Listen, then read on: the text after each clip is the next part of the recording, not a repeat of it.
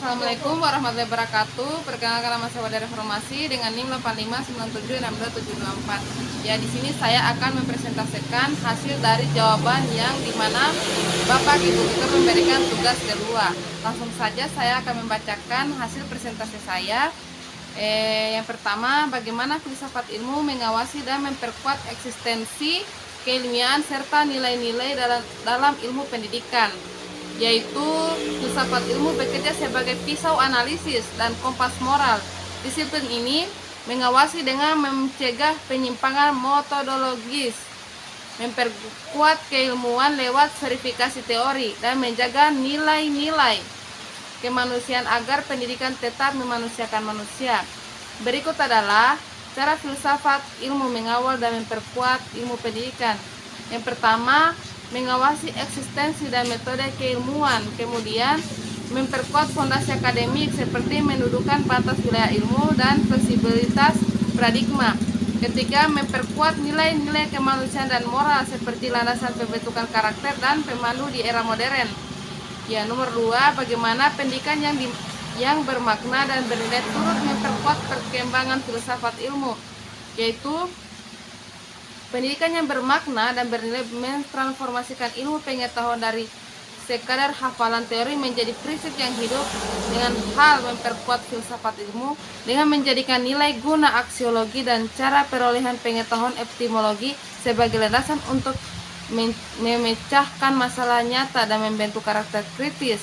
Proses ini memperkuat perkembangan filsafat ilmu melalui beberapa cara utama, seperti penerapan nilai dan etika ilmu aksiologi, pengembangan cara berpikir epistemologi, dan relevansi kontekstual atau ontologi. Nomor 3, mengapa filsafat ilmu dapat disebut sebagai pisau analisis, ontologi, epistemologi, dan aksiologi dalam membedakan persoalan-persoalan pendidikan, yaitu filsafat ilmu disebut sebagai pisau analisis karena dalam pendidikan memberikan 3 kerangka kerja filosofis mendasar seperti ontologi, epistemologi, dan aksiologi yang digunakan untuk mengevaluasi dan menyelesaikan berbagai permasalahan pendidikan secara komprehensif,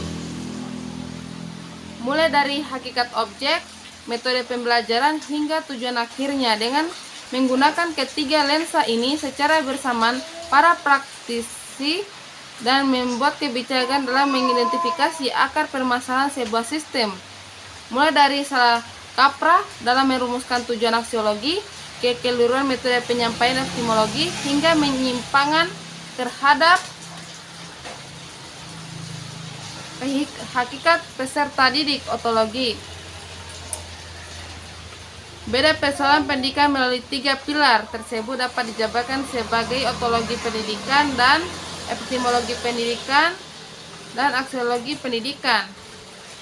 Nomor 4, contoh konkret penerapan filsafat ilmu dalam praktek pendidikan, misalnya dalam kebijakan kurikulum atau proses pembelajaran, yaitu penerapannya terlihat jelas dalam perumusan kebijakan kurikulum dan proses pembelajaran sehari-hari, di mana filsafat memandu pembentukan pola pikir, etika, dan metode pengajaran yang sesuai dengan hakikat ilmu pengetahuan.